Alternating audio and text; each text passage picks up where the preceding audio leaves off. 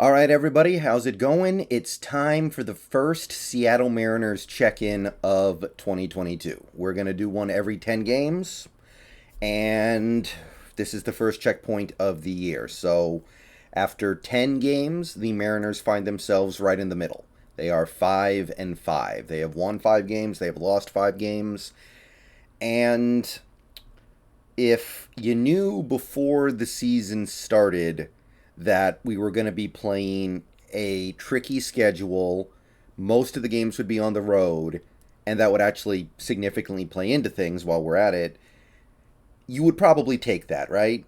5 and 5 when you're playing the Twins, the White Sox, and the Astros, three teams that are generally expected to be pretty good.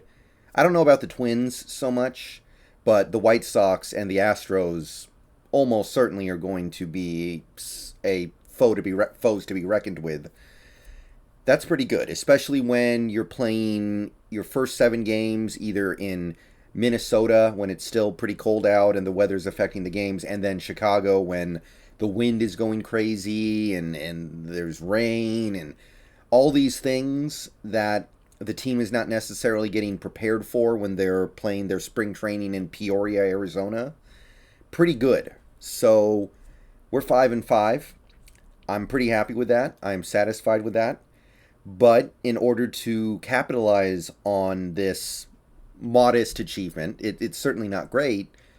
We now have to go into the future after today. So starting tomorrow, we start getting games against lesser competition. Like so far, the Rangers are not playing that well. I'm not going to write them off yet, but so far, not so good for the Rangers. You've got the Royals, another team that should be pretty bad this year, but we had a hard time with them last year, to be perfectly honest.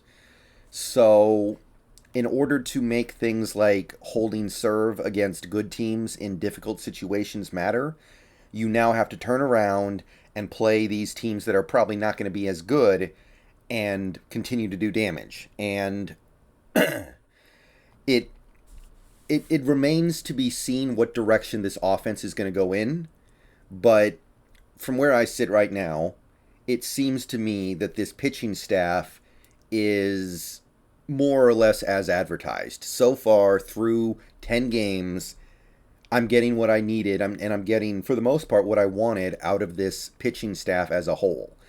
So, the acquisition of Robbie Ray and some of the bullpen shifting around we did this offseason, so far, so good. The Matt Brash decision, so far, so good. We just need the offense to catch up a little bit, and we can have the season we were hoping to have. All right, so starting with that offense that has been, I don't know how to put it. Today, like yesterday was good, obviously. They had a good game on Friday. They showed some positive signs by the end of that Chicago series. But overall, it's been slow, and the numbers bear this out. The numbers back up what I think I'm seeing. Our batting average as a team is 215, bottom 10 in the league. The league average is almost 20 points higher than that. And I think you are seeing generally a slow start for offenses across the league. Like the league average right now is 233, which is not very good, but we're well below even that. However, one of the saving graces for this offense through 10 games, and one thing that I actually really, really like and I'm really, really happy about, is the walks. We lead the American League in walks right now, or we're tied with the Orioles. We have drawn 41 walks through 10 games, more than 4 walks a game. That is the kind of stuff that I live for as a baseball fan. I love making pitchers throw pitches. Like if you look back at the Verlander game, where we didn't even make him throw pitches. He was averaging like 10 pitches an inning. He had some innings where it felt like he threw like 6 pitches, and that's it. We got to make these guys throw pitches. Um, early in the early in the season, we had a couple moments where I was like, these guys are swinging too much. Suarez swinging at everything. Um, Kelnick was swinging at everything. But as this 10 game stretch has gone on, they've really learned to take pitches, take walks. And if they can take 4 walks a game the whole season, I'm going to be ecstatic. That's going to make life so much easier for this lineup when they're forcing pitchers to leave games early, getting into the bullpen early, and making these games take longer. I think that is a tremendous, tremendous advantage that this team can work on. And because of that, their on base percentage is actually very close to average. It's basically league average. So that is keeping things afloat. But I think the combination of those two things is a big reason why we're doing so bad with runners in scoring position. We've left a ton of runners on base in scoring position through 10 games. It's probably cost us at least a couple games. And I think this is kind of why you see that. We can't hit, but we can draw walks. But when it comes down to it, the players that get on base because of the walks, we can't get them home. And that's why we are where we are. Obviously, the only players that are hitting really well right now are Crawford and France. Hopefully that changes. I think that Kelenic is starting to turn it around, and I'm relieved by that. I was really worried after the first 5 or 6 games. He looked miserable out there. He looked like he was having a terrible time of things. And the last couple games have gone better for him. He's made some plays with the bat in his hand. He's used his speed once or twice to make a nice play. So really encouraged by his performance in the last couple games. Julio, we knew Julio was going to struggle when the season started, right? It was his first major league action. We might have been pulling the trigger a little bit too early, but I think what he adds in value makes up for it. He's very fast. If you get him on base, on first base, which he's actually drawn a couple walks already this season, you have a great chance to get him to second just with his speed. He can steal bases like nobody's business. He's going to be a very hard out on the base paths, is what I'm trying to get at here. Also, his speed in the outfield, even though I'm sure he's going to make mistakes in the outfield eventually, that speed is valuable. He made a great catch against Houston on Saturday. So I think having him up is worth it. It's not like Kelenic last year when he was giving no value and we left him up for like a month to just do nothing. I will say I'm a little worried about Haniger. He's getting these inside fastballs that he would normally smash to left field, and he's popping them up along the first base foul line. I'm a little worried about that. Like, those are things, he's getting some pitches that look like absolute food, and he's just popping them up. I think that Jesse Winker and Suarez, Suarez is doing fine so far overall, I think. Winker, he's not hitting, but he is getting on base plenty, so that's fine by me. He's averaging more than a walk a game, I'm pretty sure. Or actually, I think it's exactly 1 walk a game. Frazier's starting to come around a little bit. He started out slow, but I wasn't worried about him. My biggest concern right now is Toro. I was worried about this, and so far, it's been exactly what I was afraid of. We were depending a little too much on Abraham Toro to be a key piece for us this year, I think, and so far it's been a disaster.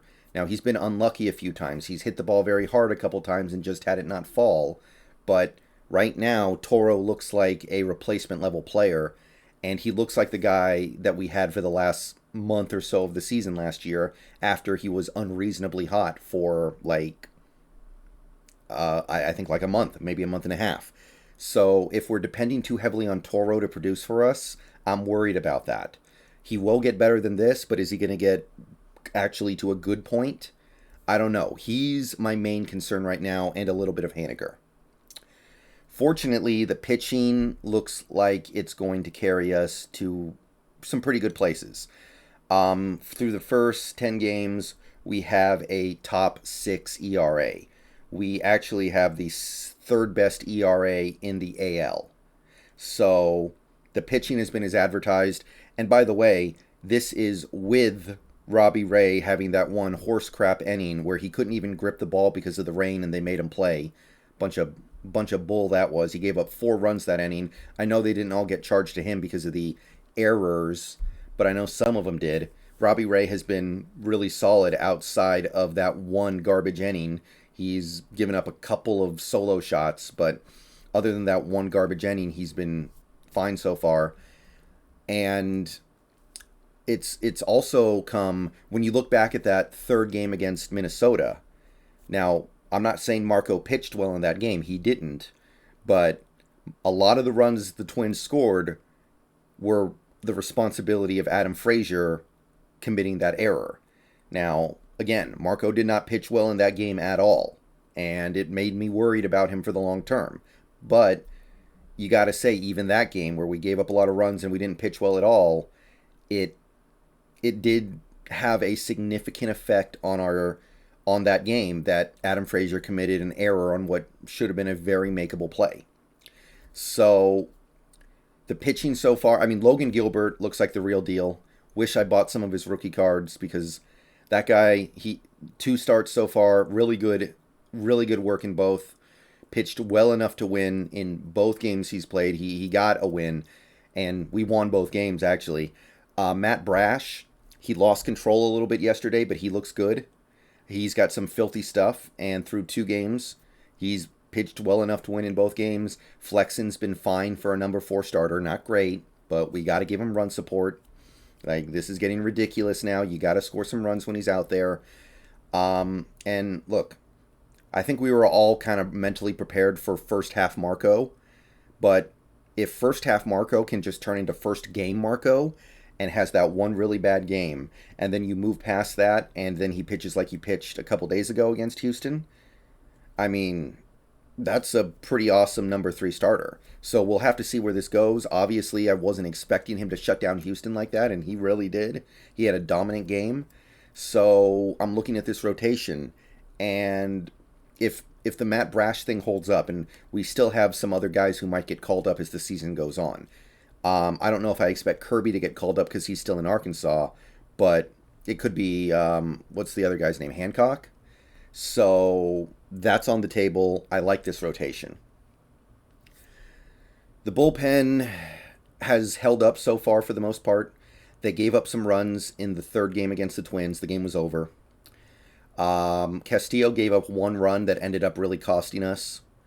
In, what was it, the first White Sox game, I think?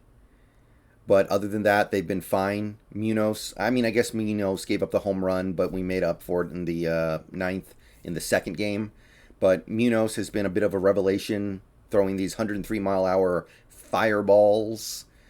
Steckenrider, so far so good. Sewald, so far so good. Given the fact that we lost Sadler, this bullpen's been holding up so far. So, yeah, through 10 games, the pitching has been, I don't know if you'd call it excellent, but it's been really good. We had a lot of damage done on us in that 1 game against the Twins because of a lot of it generated from the Adam Frazier error. And we also had a lot of damage done against us in that 1 half inning against the White Sox when Robbie Ray couldn't grip the ball because of the rain. So I can't be too mad about either of those things. And you can say that other than those 2 moments, this pitching has done really well. Now, will the offense catch up? Is the offense going to get to a point where they're able to help the pitching out enough to win a lot of games? It's like they say, in baseball, you know you're going to win 60, you know you're going to lose 60. It's what you do in the other, what you do in the other 42 games that determines your season. If we want to win a lot of those 42 games, we are going to need the batting to catch up a little bit. I'm looking at Haniger to improve his bat speed a little bit. Right now, it seems to me like obviously he's got COVID, so he's got some time to settle himself down. He's going to miss at least a couple more games, so hopefully that works out. But I'm optimistic about a lot of stuff in this lineup. I'm optimistic about Frazier. I'm optimistic about Kelnick, somewhat anyway. I'm somewhat optimistic about Julio. My main fear right now is Toro. I don't know if he's going to be able to pick it up enough to justify being he's not an everyday player, but he's going to play enough to where it matters. Even Cal Riley's hitting significantly better than Toro so far. And Cal's actually drawing some walks. Cal's making plays behind the plate a little bit as well. He's adding value to this team that Toro seems to me is just not right now. So that's my main fear right now, but so far so good. Let's make it count through these next 10 games. All right, see you guys later. Go Mariners. It was a decent start to the season. 5-5 is going to be fine by me, but we'll see what we do in these next 10. See ya.